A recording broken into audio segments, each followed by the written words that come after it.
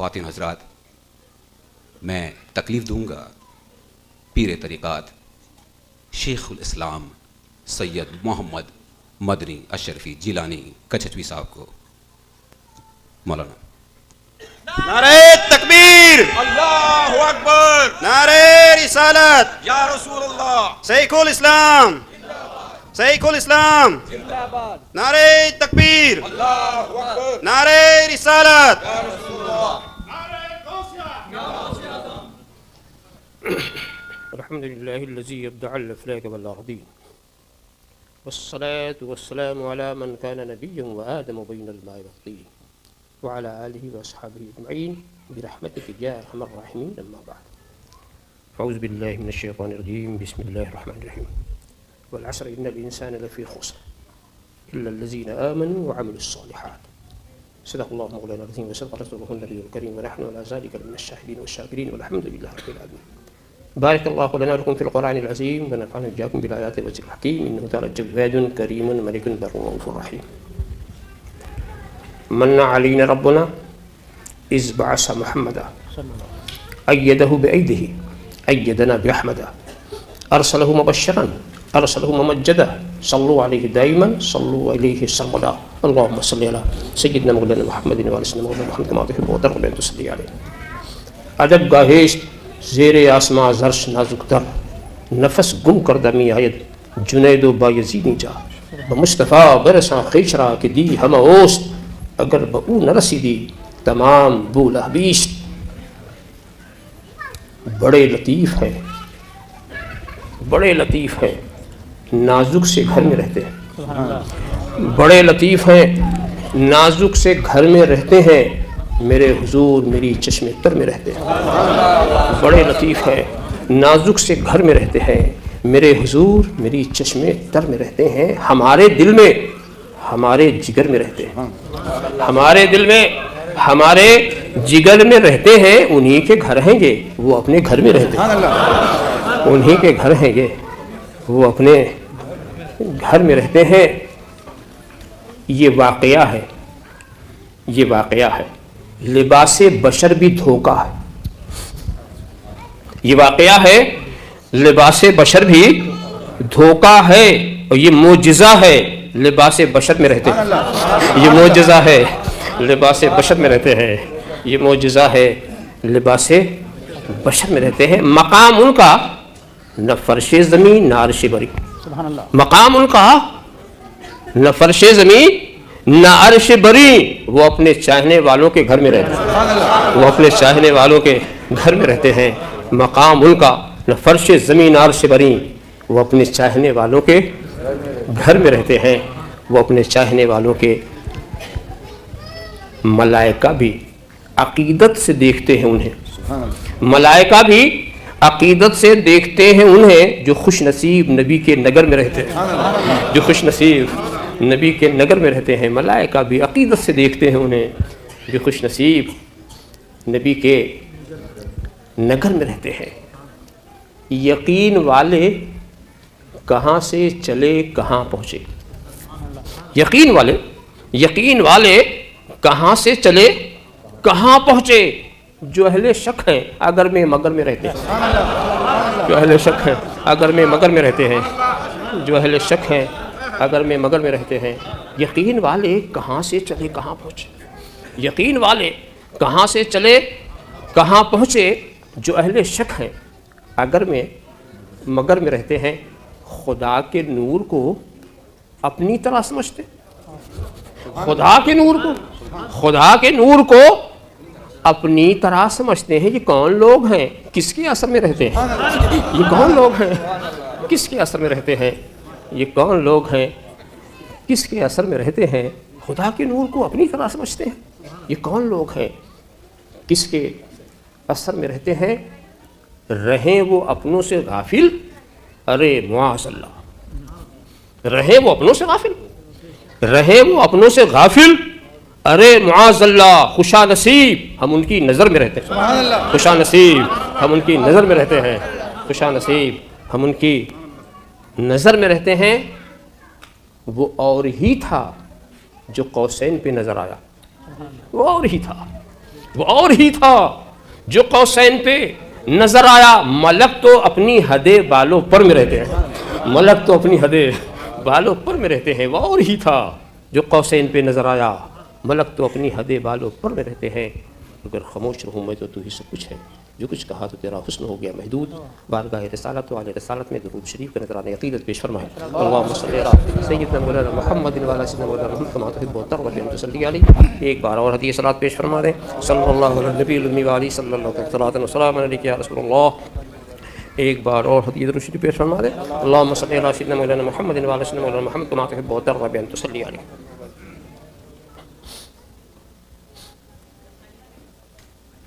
قسم ہے زمانے کی تمام انسان گھاٹے میں ہے, لیکن وہ لوگ جو ایمان لائے اور نیک عمل انجام دیے. میں نے جس ارشاد مقدس کو آج کے لیے سرنامہ بیان قرار دیا ہے, ایک آسان اور سلیس ترجمہ پیش کر دیا.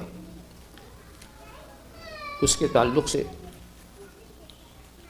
کچھ تفصیلی بیان دینے سے پہلے ایک چیز میں واضح کرتا چلوں کہ قرآن کریم کا نزول عرب کے اسلوب بیان پر ہوا. عرب آپس میں جس طرح باتیں کے عادی تھے, تو قرآن نے اس کا بڑا پاس و لحاظ رکھا, اس طرز گفتگو کا. تو عربوں کی عادت تھی کہ کسی اہم بات کو جب وہ بیان کرتے تھے تو قسم کھایا کرتے تھے, قسم کھانے کی عادت.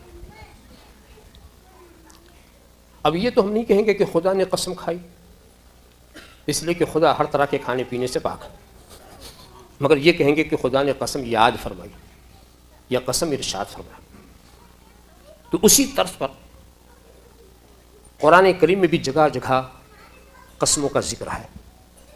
اس میں ایک جگہ یہ ہے, قسم ہے زمانے کی. اور قسم یاد فرمانے کے کچھ اسباب, کچھ حکمتیں. کہیں جس چیز کی قسم یاد فرمائی جاتی اس کی عظمت دکھانا مقصود, اظہار عظمت. اور کہیں کہیں جس چیز کی قسم یاد فرمائی جاتی ہے وہاں اظہار محبت مقصود ہے, اور کہیں اظہار قدرت مقصود ہے, کہیں اظہار کثرت منفعت مقصود ہے. تو سب تفصیلات تو اس وقت بیان نہیں کی جا سکتی. ایک مثال دے دوں. والتین والزیتون, قسم ہے انجیر کی, قسم ہے زیتون کی. تو انجیر اور زیتون میں بہت ہی زیادہ فائدہ مند عناصر ہیں, اس لیے ان کی قسم یاد فرمائی گئی.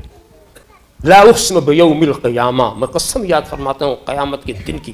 تو اس کی ہیبت و عظمت کے پیش نظر اس کی قسم یاد فرمائی گئی. اس طرح سے جگہ جگہ. اب یہاں قسم ہے زمانے کی.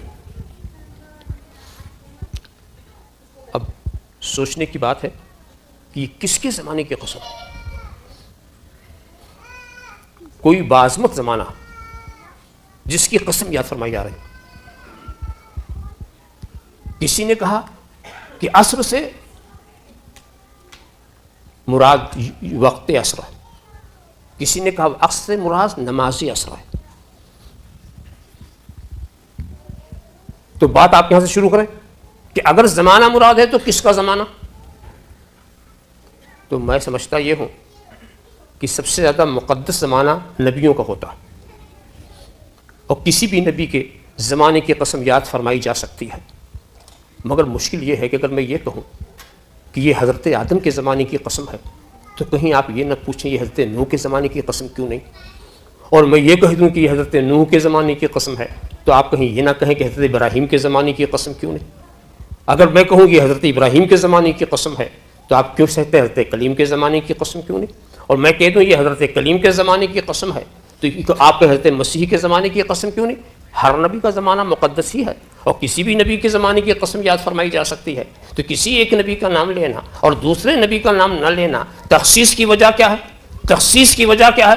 تو دوستو मुफस्सिरीन ने सहारा दिया, उन्होंने दस्तगीरी की, कहा तू क्यों इधर उधर भटक रहा है, क्यों नहीं कह देता कि ये उस नबी के ज़माने की कसम है। हज़रत आदम का ज़माना भी उन्हीं का ज़माना, हज़रत खलील का ज़माना भी उन्हीं का ज़माना, हज़रत नूह का ज़माना भी उन्हीं का ज़माना, हज़रत मसीह का ज़माना भी उन्हीं का ज़माना। ये उस नबी के ज़माने की कसम याद फरमाई जाती है कि ज़माना भी नहीं था मगर वो था, ज़माना भी नहीं था, न ज़मीन न ज़मान न मकीन न मकान न मादा न मादियात, मगर नूर मुस्तफ़ा, मगर नूर मुस्तफ़ा मौजूद। अव्वल मा खलक़ल्लाहु नूरी, सबसे पहली मखलूक मेरा नूर, सबसे पहली मखलूक मेरा नूर। तो जब कुछ नहीं था, जब कुछ नहीं था, उसी वक्त से ज़माना उसका शुरू हो गया।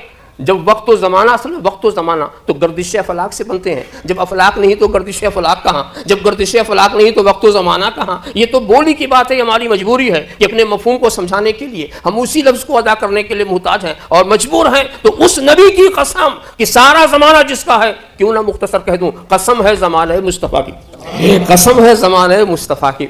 मगर दोस्तों ज़माने मुस्तफ़ा में भी हम आपके देखते हैं तो एक ही ज़माना नहीं, तीन तीन ज़माने दामन मुस्तफ़ा से वाबस्ता, एक ही ज़माना नहीं, तीन तीन ज़माना। एक कौन सा ज़माना? एक नबी का ज़माने फैज़, हमारे नबी का ज़माने फैज़। दूसरा हमारे नबी का ज़माने नबूवत। तीसरा हमारे नबी का ज़माने ज़हूर। हमारे नबी का ज़माने फैज़ ये कब से शुरू हुआ इसकी मैं खबर नहीं दे सकता। जब से नूर मुस्तफ़ा, जब से दुनिया का वजूद हुआ, ज़माने फैज़ शुरू, ज़माने फैज़ शुरू। अव्वल मा खलक़ल्लाहु नूरी वल खल्क़ु कुल्लुहुम मिन नूरी, यानी मैं खुदा के नूर से और सारी कायनात मेरे नूर से। क्या मतलब? इसको मैं ऐसे आसान अंदाज, इसको तो उलमा बहुत ही अच्छे अंदाज से और प्यारे अंदाज से समझाते हैं। और ये बताना कि खुदा के नूर से होने का क्या मतलब, क्या खुदा के नूर के टुकड़े हो गए, कैसे हो, इसका मतलब क्या? तो कैफियत दोस्तों ये मुतशाबिहात में से सरकार ने जिन लफ्ज़ों में इरशाद फरमाया उन्हीं लफ्ज़ों के साथ मानना हमारे लिए ज़रूरी है, मगर वो कैफियत बताना बहुत मुश्किल है। मगर ये आपको समझाने के लिए अर्ज़ कर दूँ, ये न समझना कि खुदा के नूर के टुकड़े हो गए, खुदा के नूर के टुकड़े ना हो, ये तो ज़ाहिर और मज़ाहिर का मामला है। मैं इसको ऐसे समझाऊँ, एक आईना रखा हुआ है, उसमें सूरज दिखता है, आईने के अंदर सूरज दिखता है, तो आईने वाला सूरज क्या कहता है? अना मिन नूरि शम्स, अना मिन नूरि शम्स, मैं आफताब के नूर से हूँ। क्या उसकी बोली गलत है? आईने वाला आफताब ये बोल रहा है कि मैं आफताब के नूर से हूँ, उसका कहना सही है। हालांकि ना आफताब अपनी जगह से हटा, न उसके टुकड़े हुए, न उसके टुकड़े हुए। नूर के टुकड़े नहीं हुआ करते, नूर के टुकड़े नहीं हुआ करते। एक चिराग हजारों चिराग को जलाता है, मगर पहले के टुकड़े नहीं हुआ करते, नूर अपनी जगह पर हुआ करता है। तो अब वो अना मिन नूरि शम्स, ये तो आईने की आफताब ने कहा, तो वो आफताब मदीना उसने कहा अना मिन नूरिल्लाह, मैं अल्लाह के नूर से और सारी मखलूक मेरे नूर से। तो इसका सही और आसान मतलब बताऊं जो सबके फहम में आ जाए, यानी मैं बिला वास्ता खुदा से फैज़ लेता हूं और सारी मखलूक मेरे वास्ते लेती है, सारी मखलूक मेरे वास्ते लेती है। इन्नमा अना कासिम वल्लाहु यूती, मैं बांटने वाला हूं, खुदा देने वाला है। अब अगर आप हमसे पूछेंगे नबी क्या बांटने वाले हैं, मैं भी पूछूंगा खुदा क्या देने वाला है। आप कहेंगे खुदा सब कुछ देता है, तो नबी भी खुद सब कुछ बांटते हैं। जो खुदा देता है वो नबी बांटते हैं, जो रब्बुल आलमीन देता है वो रहमतुल लिल आलमीन बांटते हैं। वो रहमतुल लिल आलमीन, रब्बुल आलमीन देने में अपने पराये को नहीं देखता, रहमतुल लिल आलमीन बांटने में अपने पराये को नहीं देखता, अपने पराये को नहीं देखता। वो दे रहा है, ये बांट रहे हैं, तो सारी कायनात रसूल के वास्ते से फैज़ हासिल कर रही है। और दोस्तों ज़रा सा कसीदे नुमानिया उठाकर देखें, अंबिया किराम ने कैसा कैसा फैज़ उठाया है, कैसा कैसा फैज़ उठाया है। बस सिर्फ तेज़ी के साथ चंद अशार आपके सामने पेश करके गुजर जाऊँ। सैयदना इमाम आज़म रवायत कर रहे हैं कि अंतल लज़ी लम्मा तवस्सला दमु मिन ज़ल्लतिन बिका फ़हज़ा व हुवा अबाका, ए महबूब आपकी वो शान है कि हज़रत आदम से जब एक लग़ज़िश हो गई थी तो उन्होंने आपका वसीला पकड़ा था, उन्होंने आपका वसीला पकड़ा था, तो रब तबारक व तआला ने उनकी मग़फ़िरत फरमा दी। हालांकि बज़ाहिर वो आपके बाप है, मगर वसीला आपसे ले रहे हैं। बज़ाहिर देखिए तो वो आपके बाप है, मगर वसीला आप ही का लेंगे। वह बिकल खलील दआ फ़आदत नारहू बरदन वक़द खमिदत बेनूर बहाका, और आप ही का वसीला हज़रत खलील ने लिया तो उन पर आतश कदा गुल कदा हो गया, आग ठंडी हो गई। आप ही का वसीला था, इसलिए कि सैयदना खलील की पेशानी में नूर मुस्तफ़ा था, نور مصطفیٰ تھا، نار نمرود اسے جلا نہ سکی، نار نمرود اسے جلا نہ سکی۔ اور سنو، یہی نور جب حضرت اسماعیل کی پیشانی میں پہنچا تو چھری اسے کاٹ نہ سکے، یہی نور جب حضرت اسماعیل کی پیشانی میں پہنچا تو حضرت اسماعیل الگ فائدہ اٹھا رہے ہیں، حضرت ابراہیم الگ فائدہ اٹھا رہے ہیں۔ وَدَعَاكَ أَيُّوبُ لِضُرٍّ مَسَّهُ فَأُزِيلَ عَنْهُ الضُّرُّ حِينَ دَعَاكَ۔ اور حضرت ایوب پر جب مصیبت آئی تھی تو انہوں نے بھی آپ ہی کے وسیلے سے دعا کیا تھا اور اللہ نے ان کی تکلیف کو دور کر دیا تھا۔ وَكَذَاكَ مُوسَىٰ لَمْ يَزِلْ مُتَوَسِّلًا بِكَ فِي الْقِيَامَةِ يَحْتَمِي بِهِمَاكَ۔ اور حضرت موسیٰ جو ہیں وہ بھی مسلسل آپ کا وسیلہ پکڑتے رہے اور قیامت میں وہ بھی آپ کی حمایت چاہیں گے۔ میں دوستو نبیوں کی بات کر رہا ہوں، رسولوں کی بات کر رہا ہوں، اور ان نبیوں اور رسولوں نے بھی اپنے امتیوں کو کیا سبق سکھایا تھا یہ بھی اچھی طرح سے۔ جب کبھی کوئی مصیبت آتی تھی یا دشمنوں کا سامنا ہوتا تھا تو نبی کہ یہ امتی ماننے والے کیا کس کا وسیلہ پکڑتے تھے؟ کس کا وسیلہ پکڑتے تھے؟ الفاظ حدیث کی کتابوں میں محفوظ ہیں، اللہم انصرنا علیہم بالنبی المبعوث فی آخر الزمان الذی نجد صفتہ فی التوراۃ۔ یہودی جب اپنے دشمنوں کے مقابلے میں جاتے تھے تو دعا کیا مانگتے تھے؟ اللہم انصرنا علیہم، اے اللہ ہمیں تم ان پر غالب کر دے، اس نبی کے صدقے میں جو آخری زمانے میں آنے والے ہیں، جو آخری زمانے میں الذی نجد صفتہ فی التوراۃ، وہ نبی جن کی یہ صفتیں ہم تورات میں پڑھتے ہیں، ہم تورات میں دیکھتے ہیں۔ اب ان یہودیوں سے پوچھو کہ کلمہ پڑھتے ہو حضرت کلیم کا، وسیلہ پکڑتے ہو آخری نبی کا؟ پوچھو عیسائیوں سے کلمہ پڑھتے ہو حضرت مسیح کا، وسیلہ پکڑتے ہو آخری نبی کا؟ پوچھو ابراہیمیوں سے کلمہ پڑھتے ہو خلیل اللہ کا، وسیلہ پکڑتے ہو نبی اللہ کا، آخری نبی کا؟ تو اس کے سوا کیا جواب دیں گے؟ یہ ہمارے نبی کی تعلیم ہے، یہی ہمارے نبی کی ہدایت ہے، وہ بھی پکڑتے رہے، ہمیں بھی ہدایت کرتے رہے۔ تو قسم ہے زمانہ فیض مصطفیٰ، زمانہ فیض مصطفیٰ، اولین نے بھی فیض پایا اور آخرین تو پا ہی رہے ہیں اور قیامت تک لوگ پاتے ہی رہیں گے۔ آپ خیال کرتے چلے جائیں، یہ نبی کا زمانہ فیض جس کو محدود نہیں کیا جا سکتا، کسی کو محدود نہیں کیا جا سکتا۔ اب دوسرا نبی کا زمانہ نبوت آیا، قسم ہے نبی کے زمانہ نبوت کی۔ تو زمانہ نبوت کب سے شروع؟ نبی ہی سے پوچھ لو، ایسا نہیں کہ پوچھا نہیں گیا۔ ترمذی شریف کی حدیث ہے، سرکار سے پوچھا گیا متى وجبت لك النبوة، اے نبی یہ بتائیے آپ پر نبوت لازم کب ہوئی، آپ کو نبوت کب ملی؟ تو کہتے ہیں وآدم بین الروح والجسد، ابھی حضرت آدم پیدا بھی نہیں ہوئی، ابھی حضرت آدم پیدا بھی نہیں ہوئی اور میں نبی۔ الفاظ دیکھیے، حضرت آدم پیدا بھی نہیں ہوئے اور رسول کی نبوت کا زمانہ شروع، حضرت آدم سے پہلے ہی وہ نبی۔ اسی کو حدیث کے مختلف الفاظ ہیں، کنت نبی وآدم بین الروح والجسد، کنت نبی وآدم لمنجلد فی طینتہ، کنت نبی وآدم بین الروح والماء، کنت نبی وآدم بین الماء والطین۔ کچھ بھی الفاظ ہوں مگر سب کا حاصل و خلاصہ یہی ہے کہ میں اسی وقت مجھے مقام نبوت مل چکا تھا جب حضرت آدم پیدا بھی نہیں ہوئے تھے۔ اچھا ایک بات بتائیے، بشریت کی ابتدا کہاں سے ہوتی ہے؟ سب سے پہلا بشر کون؟ حضرت آدم، اور اس سے پہلے نبوت۔ یاد رکھو نبوت ایک صفت ہے اور صفت کا وجود بغیر موصوف کے نہیں ہوتا۔ معلوم کوئی ذات تھی جس سے نبوت وابستہ، وہی نور مصطفیٰ، ایک ذات ہے جس سے نبوت وابستہ۔ اور کیا شان ہے پوچھنے والے کہ کب وہ لازم ہو گئی؟ لازم کا تو مزہ آپ اس وقت دیکھیں گے جب اس چیز کو سمجھیں گے کہ لازم اپنے ملزوم سے جدا نہیں ہوتا۔ اس کو ایسے سمجھاؤں، سورج کے لیے روشنی لازم، چاند کے لیے چاندنی لازم، دریا کے لیے روانی لازم، آبشار کے لیے نغمے لازم، پھول کے لیے مہک لازم، موتی کے لیے چمک لازم۔ تو ایسا ہو ہی نہیں سکتا کہ چاند ہو چاندنی نہ ہو، سورج ہو روشنی نہ ہو، دریا ہو روانی نہ ہو، آبشار ہو نغمے نہ ہو، پھول ہو مہک نہ ہو، موتی ہو چمک نہ ہو۔ ایسا ہو ہی نہیں سکتا کہ نور مصطفیٰ ہو نبوت نہ ہو، ایسا ہو ہی نہیں سکتا کہ نور مصطفیٰ ہو نبوت نہ ہو۔ تو نبوت پہلے۔ یہاں سے یہ مسئلہ بھی آپ پر واضح ہو گیا کہ نبی ہونے کے لیے بشر ہونا ضروری نہیں، اس لیے کہ اگر بشر ہونا لازم ہو ضروری ہوتا تو ابو البشر سے پہلے کسی کی نبوت کا کیا تصور؟ مگر یہ بھی سمجھ لیجئے ہماری ہدایت کے لیے نبی کا بشر کے لباس میں آنا ضروری، بشر کے لباس میں آنا ضروری۔ تو نبی بشریت کے اپنے وجود میں بشریت کے محتاج نہیں ہیں، بلکہ ہم اپنی ہدایت میں ان کی بشریت کے محتاج۔ اگر وہ بشر ہو کے نہیں آئیں گے تو ہمیں سمجھائیں گے کیا؟ ہمیں عمل کر کے دکھائیں کیا؟ تو ضرورت ہماری طرف ہے، ہماری طرف ہے. نبی کی تو شان ہی کچھ اور ہے. ابھی آپ نے پڑھا حضرت آدم سے پہلے نبوت، اور نبوت سے پہلے کیا تھا؟ نبوت سے پہلے ابدیت. ان اللہ استخذنی عبدا قبل ان یتخذنی نبیا. خدا نے مجھے نبی بنانے سے پہلے عبد بنایا. تو سب سے پہلے ابدیت، پھر دوسرے نمبر پر نبوت، یہ سرکار کی ذات میں دیکھیے.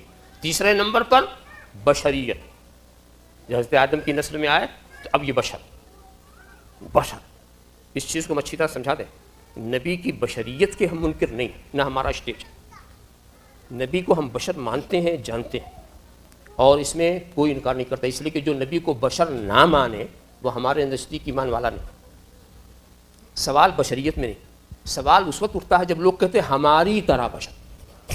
بات وہاں سے شروع ہوتی ہے کہ پہلے آئینہ تو دیکھو، پہلے اپنے کو تو سمجھو. اللہم صلی علی سیدنا مولانا محمد کما تحب و ترضی بان تصلی علیہ. مگر آپ جب ترتیب دیکھتے چلے جائیے کہ نبی سب سے پہلے عبد، پھر نبی، پھر بشر، اور جب 40 سال کے بعد کتاب دے دی گئی تو رسول. تو نبوت حضرت آدم سے پہلے اور رسالت حضرت عیسیٰ کے بعد. ایک طرف نبی کی نبوت اور آخر میں نبی کی رسالت، اور اسی نبوت اور رسالت کے بیچ میں یہ سارے انبیاء انہی کی نیابت کر رہے ہیں، انہی کی نیابت و خلافت کے فرائض انجام دے رہے ہیں اسی نبوت و رسالت کے بیچ میں. حالانکہ کچھ لوگ یہ سوچتے ہو کہ نہیں جناب نبوت 40 سال کے بعد ملی، 40 سال کے بعد ملی. اچھا ان کی سب سے بڑی دلیل کیا ہے کہ اگر 40 سال سے پہلے ملی ہوتی تو نبوت کا کام بھی تو شروع کر دیتے نا. کام تو شروع کیا 40 سال کے بعد. تو ایسا لگتا ہے کہ 40 سال کے بعد وہ نہیں سمجھتے ہیں کہ دعوت پر مامور ہونا اور نبوت کا حاصل ہونا اور. دعوت کوئی نبی اپنی مرضی سے نہیں کرتا. داعین الی اللہ باذنہ، جب خدا کا حکم ہوتا ہے تب دعوت دیتا. یہ نہیں کہ اپنی طبیعت سے جب چاہ شروع کر دے. اپنی طبیعت سے دعوت کرنے والے، پیغام ادھر ادھر پہنچانے والے کچھ دوسرے ہوتے ہیں، مگر نبی جو ہوتا ہے وہ خدا کا جب حکم پاتا ہے تو دعوت دیتا ہے. داعین الی اللہ باذنہ. تو خدا کا حکم جب ہوا اسی وقت سے دعوت شروع فرما دی. حضرت عیسیٰ کی یہ بات کیا قرآن میں محفوظ نہیں؟ وَجَعَلَنِي نَبِيًّا، خدا نے مجھے نبی بنایا. اور کب کہہ رہے تھے؟ جب آغوش مادر میں تھے. حضرت عیسیٰ آغوش مادر ہی سے نبی، اور آخری نبی 40 سال کے بعد نبی. آخری نبی 40 سال کے بعد نبی. اب آپ یہ پوچھ سکتے ہیں کہ بھی اچھا جب پہلے ہی سے نبی تھے تو دعوت کیوں نہیں شروع کی؟ یہ سوال آپ کر سکتے ہیں حکمت معلوم کرنے کے لیے. حالانکہ سچی بات ہے لا یسأل عما یفعل، یہ بندے کو پوچھنے کا حق نہیں ہے کہ خدا نے ایسا کیوں کیا. بندے کو یہ نہیں پوچھنا کہ اللہ نے ایسا کیوں کیا. ارے تجھے پوچھنا ہے تو یہ خدا سے پوچھ لے کہ خدا تو نے مجھے کیوں پیدا کیا. یہ تیرے کام کی بات ہوگی. اور یہ کیوں کیا، وہ کیوں کیا، اس چکر میں تو کہاں پڑ گیا. اب جناب والا، مگر حکمت دریافت کرنے کے لیے پوچھنا یہ کوئی عیب کی بات نہیں ہے. ایک بات بتاؤ، 40 سال تک نبی نے دعوت دی، اس میں کوئی شک؟ 40 سال کے بعد 40 سال تک کیا ہوا؟ 40 سال تک لوگ نبی کی زندگی کا مطالعہ کرتے رہے. بچپنا دیکھا، جوانی دیکھی، عدل دیکھا، ایمان امانت داری دیکھی. 40 سال تک لوگ صادق کہتے رہے، امین بناتے رہے. انتہا کی بات ہے کفار اپنی امانت سرکار ہی کے پاس لا کے رکھتے تھے. انتہا کی بات جو کافر نبی کے قتل کا پروگرام بنا رہے ہیں وہی اپنی امانت نبی ہی کے پاس رکھی ہوئی ہے. گھر میں نبی کے قتل کا پروگرام ہے اور اپنی امانت انہی کے پاس رکھیں. اسی امانت کو تو دینے کے لیے حضرت علی کو روک دیا گیا تھا. تم امانت ادا کر کے آنا تاکہ یہ بھی نہ الزام لگا سکیں کہ لے کے چلے گئے. یہ بھی گوشہ ان کو نہیں مل سکا. اب آپ خیال کرتے رہیے 40 سال تک حکم مانا، سچا کہا، اعتماد کیا، امین بنایا، اور 40 سال کے بعد جب نبی نے دعوت کی تو کیا سب مان گئے؟ ارے وہ واقعہ تو آپ کی نظر کے سامنے ہے کہ جبل ابو قبیس پہ جب نبی نے بلایا، آواز دی اپنی قوم کو، اور بلانے کے بعد پہلے نبی نے قوم سے پوچھا یہ بتاؤ تم مجھ کو کیا سمجھتے ہو، اب تک تم نے مجھے کیا سمجھا؟ سبوں نے اعتراف کیا آپ سچے ہیں، آپ ایسے ہیں، آپ ویسے ہیں، سبوں نے تعریف کی. اور اس کے بعد نبی نے ایک امتحان بھی لے لیا کہ اگر میں یہ کہوں کہ اس پہاڑی کے پیچھے ایک لشکر ہے جو تمہیں تباہ کر دینا چاہتا ہے، میرے کہنے سے مانو گے؟ کہا ہاں اے محمد صلی اللہ علیہ وسلم، آپ کہیں گے تو ہم مان لیں گے. یعنی ایسا سچا مانا کہ یہ بولے تو جس کو ہم نے دیکھا بھی نہیں ہم اسے مان جائیں گے. سیدھی سی بات. پھر نبی نے اپنے کو جب اچھی طرح سے پہچانے کرا لیا، بلایا تھا اپنے خدا کی پہچان کرانے کے لیے اور اپنی پہچان کرا رہے ہیں. اس سے پتہ چلا کہ نبی کی سنت یہ ہے کہ خدا کو منوانے سے پہلے نبی کو منواؤ، اس لیے کہ اگر نبی ہی کو نہیں مانو گے تو خدا کو کیا مانو گے؟ ایسا ہو ہی نہیں سکتا کہ محمد الرسول اللہ کو نہ مانو لا الہ الا اللہ مان جاؤ، ایسا کیسے ہو سکتا؟ اس لیے کہ محمد الرسول اللہ داعی ہیں، لا الہ الا اللہ دعوت ہے. محمد الرسول اللہ ہادی ہیں، لا الہ الا اللہ ہدایت ہے. محمد الرسول اللہ مرشد ہے، لا الہ الا اللہ ارشاد ہے. محمد الرسول اللہ ذاکر ہیں، لا الہ الا اللہ ذکر ہے. محمد الرسول اللہ متکلم ہے، لا الہ الا اللہ کلام ہے. ہادی ہی کو نہیں مانو گے تو ہدایت کیا مانو گے؟ داعی کو نہیں مانو گے تو دعوت کو کیا مانو گے؟ ذاکر کو نہیں مانو گے تو ذکر کو کیا مانو گے؟ متکلم کو نہیں مانو گے. تو نبی نے پہلے اپنے کو منوایا اور وہ مان بھی گئے. مان گئے کہ اچھا جب میرے کہنے سے تم دو بے دیکھے لشکر کو مان سکتے ہو تو ساری ارشاد کا خلاصہ یہی تو تھا، سارے حاصل یہ تھا کہ اب میرے ہی کہنے سے بے دیکھے خدا کو مان جاؤ. خدا کو بے دیکھے مختصر سی بات تھی. کیا مان گئے؟ دوسرے تو کیا گھر کا چچا کھڑا ہو گیا، دوسرے تو بھی پیچھے ہیں. چچا آگے تبا لک سائر الیوم لہذا جماعتنا، تم پر ہلاکت ہو. کیا اسی لیے بلایا تھا؟ سب سے پہلا ابو لہب ہی نے اعتراض کیا، قوم بفر ہوئی. دیکھا آپ نے کیا سمجھے آپ؟ جیسے دعوت شروع ہوئی ویسے ہی عداوت شروع ہوئی. جیسے دعوت شروع ہوئی ویسے ہی عداوت شروع ہوئی. اب آپ بتاؤ جب 40 سال آزمانے کے بعد یہ حال ہے، اگر رسول بچپنے سے دعوت شروع کرتے تو کیا عداوت نہ ہوتی؟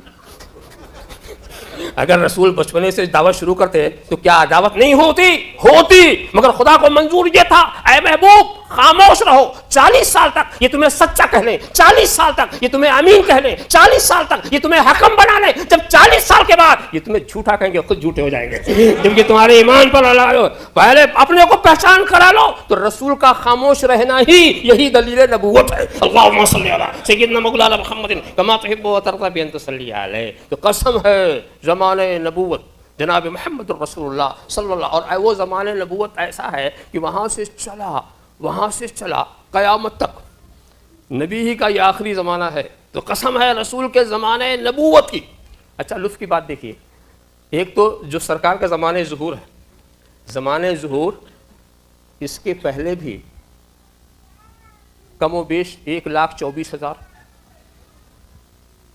سرکار کے آنے سے پہلے 1,24,000 اور سرکار کے جانے کے بعد 1,24,000. پہلے والے نبی تھے، بعد والے صحابی تھے. وہ آنے سے پہلے وہ 1,24,000 اور جانے سے پہلے، جانے کے بعد 1,24,000. تو سرکار حال یہ ہے کہ ماضی کو بھی روشن کر رہے ہیں، مستقبل کو بھی روشن کر رہے ہیں، آگے کے زمانے کو بھی روشن کرتے ہیں. اور ان کے نبوت کا زمانہ قیامت تک اور تصرفات بھی قیامت تک. اچھا آپ یہ بتائیے، حضور نے ایک بات کہی نا کہ میرا زمانہ نبوت و رحمت، یعنی جس دور میں سرکار کا ظہور تھا، ظہور کا زمانہ، زمانے ظہور جسے کہتے ہیں، زمانے ظہور میں یہ نبوت اور رحمت کا زمانہ. اور اس کے بعد پھر فرمایا کیا؟ میرے بعد خلافت علی منہاج النبوہ، یہ خلافت کا زمانہ، خلفائے راشدین. پھر کیا کہا؟ پھر بادشاہت آ جائے گی، وہ بھی ہوا. اور اس کے بعد پھر جبری سلطنتیں ہوں گی. ہم جس دور سے گزر رہے ہیں یہ جبری سلطنتوں کا دور ہے، چاہے جمہوریت کے نام پر ہو چاہے امریت کے نام پر ہو. بہرحال جبری سلطنتوں کے دور سے ہم گزر رہے ہیں. اس کے بعد سرکار نے کہا پھر خلافت علی منہاج النبوہ کا زمانہ آئے گا. ہم سوچ میں پڑ گئے کہ پھر کہاں سے صحابہ آ جائیں گے اور پھر کہاں سے تابعین آ جائیں گے؟ خیر القرون والے جب بعد میں آئیں گے ہی نہیں تو پہلا والا زمانہ کہاں سے آ جائے گا؟ یہ تو زمانہ بد سے بدتر ہوتا جا رہا ہے، حالات خراب ہوتے جا رہے ہیں. مگر سرکار کے ارشاد نے بتا دیا کہ اسلام کا مستقبل روشن ہے. سارے دین و دھرم ناکام ہو جائیں گے، پھر دنیا اسلام کی طرف لوٹنے پر مجبور ہو جائے گی، اور ایسا لوٹے گی کہ پھر یہاں سے پلٹے گی نہیں۔ اس سارے دھرم، سارے اسم آزمائے جا چکے ہوں گے اور سب ناکام ہو چکے ہوں گے، اور آزما کر جب آپ کہیں پلٹتے ہیں تو پھر ادھر واپس نہیں جائیں گے جہاں سے پلٹے، ادھر پھر کبھی نہیں جا سکتے۔ دیکھو ایک چیز میں بتاؤں، میرے کہنے سے آپ مان لیں تو ہو سکتا ہے بعد میں دل میں خیال آئے کہ بھئی ٹھیک ان کی بات مان لی تھی، مگر فلاں جو راستہ ہے وہ بھی اچھی لگتا ہے، وہ بھی صحیح ہو، میرے کہنے سے اس راستے پر آپ چلے تھے نا، میرے کہنے سے چلے تو کبھی کبھی دوسرے راستے کی چمک دمک آپ کو متاثر کر سکتی ہے اور آپ ادھر بھی رخ کر سکتے ہیں، مگر اگر آپ کہیں سے ٹھوکر کھا کے واپس آ رہے ہوں اور خود ہی چل کر آ رہے ہوں، نقصان اٹھا کے آ رہے ہوں، تو پھر آپ ادھر نہیں جائیں گے۔ تو تجربے کے بعد جو بات ہوتی ہے وہ اور ہوتی ہے۔ تجربے کے بعد اب سارا زمانہ سارے عزموں کا تجربہ کر چکا، اشتراکیت کا بھی تجربہ ہو گیا، اس کے بھی ٹکڑے ٹکڑے ہو گئے، اس طرح سے سرمایہ داری کے نظام کا بھی تجربہ ہو رہا ہے، تو سب سے عاجز آ کر کے پھر اسلام ہی کی طرف لوگ پلٹیں گے۔ ہاں بات تو پھر اپنی جگہ پر رہ گئی کہ وہ تو ٹھیک ہے پلٹیں گے، مگر وہ صحابہ تھوڑی ہوں گے، وہ تابعین تھوڑی ہوں گے، جو بھی ہوں گے وہ اس دور کے مسلمان جیسے ہیں، وہ بھی مسلمان ہی ہوں گے۔ مگر میں آپ کو بتاؤں سرکار نے بڑا اچھا انتظام کر دیا، وہ بھی زمانہ صحابہ کا زمانہ ہوگا، آنے والا زمانہ وہ بھی صحابی کا زمانہ ہوگا، اور وہ بھی تابعین کا زمانہ ہوگا۔ آپ کہیں گے وہ کیسے؟ پہلے میں آپ کو سمجھا دوں صحابی کس کو کہتے ہیں، وہ معنی سمجھ گئے۔ صحابی اسے کہتے ہیں جس نے اپنی ظاہری زندگی میں، نبی کی ظاہری زندگی میں ایمان کے ساتھ نبی کی زیارت کی، اسی پر وفات پائی، اس کو کیا نام ہے؟ اس کو کہتے ہیں صحابی۔ مطلب اگر خواب میں آپ نے نبی کو دیکھا، یہ صحابیت نہیں، یہ سرکار خود کرم فرمائے آپ یوں بھی دیکھ لیں آج، اس کو صحابیت نہیں کہیں گے۔ وہ جو نبی کا زمانے ظہور تھا، زمانے دعوت میں جو سرکار تھے، اس وقت آپ بھی جسمانی حیات کے ساتھ ہوں، نبی بھی جسمانی ظاہری حیات کے ساتھ ہوں، آپ ان کی زیارت کریں ایمان کے ساتھ، اس وقت آپ صحابی ہوتے ہیں۔ اسی شرط سے اگر کوئی صحابی کو دیکھ لے تو وہ تابعی ہوتا۔ تو اب اس چیز کو آپ نے سمجھ لیا۔ اب میں آپ کو بتاؤں کہ اس کا انتظام سرکار نے کیسے کیا۔ معراج کی رات سرکار چلے، بیت المقدس پہنچے، وہاں سارے انبیاء موجود، سارے انبیاء، اس میں حضرت عیسیٰ بھی موجود، اور حضرت عیسیٰ پر ابھی وفات طاری نہیں کی گئی، وہ اپنی ظاہری جسم کے ساتھ تھے، ظاہری زندگی کے ساتھ تھے، اسی دنیاوی زندگی کے ساتھ تھے۔ اور نبی کے پیچھے نماز جب پڑھی تو کیا ایمان نہیں لائے؟ نبی کے پیچھے ایمان کیا، وہ تو نبی تھے، ان کے ایمان پر بحث ہی نہیں ہونی چاہیے، تو وہ ایمان لا کر مقتدی بن کر نبی کو دیکھا، قریب سے دیکھا، نبی بھی ظاہری جسمانی زندگی میں اور حضرت عیسیٰ بھی ظاہری جسمانی زندگی میں انہوں نے دیکھا، تو وہ خدا کے جلیل القدر رسول ہیں اور میرے نبی کے صحابی ہیں، وہ میرے نبی کے جلیل القدر صحابی ہیں۔ اور حضرت عیسیٰ کے اوپر ابھی وفات طاری نہیں کی گئی ہے، ان کو اٹھا لیا گیا، ان کو اٹھا لیا، اب بھی وہ اسی حیات کے ساتھ ہیں، اسی دنیاوی جسمانی زندگی کے ساتھ ہیں، اور قیامت جب قریب ہوگی تو حضرت عیسیٰ اتریں گے، اپنی اسی زندگی کے ساتھ اتریں گے، تو اس دور میں امام مہدی انہیں دیکھیں گے، اس دور کے مسلمان انہیں دیکھیں گے، جو دیکھے گا سب تابعی ہو جائے گا، جو ان کی زیارت کرے گا سب تابعی ہوتا چلا جائے گا۔ تو اول زمانہ بھی رحمت و خلافت کا ہوا، آخری زمانہ بھی رحمت و خلافت کا ہو گیا، آخری زمانہ بھی رحمت و خلافت کا ہو گیا۔ قسم ہے زمانے مصطفیٰ کی، واقعی اسی لیے ویسے تو زمانے سب بابرکت ہیں، مگر جو زمانے ظہور رہا ہوگا وہ کتنا بابرکت رہا۔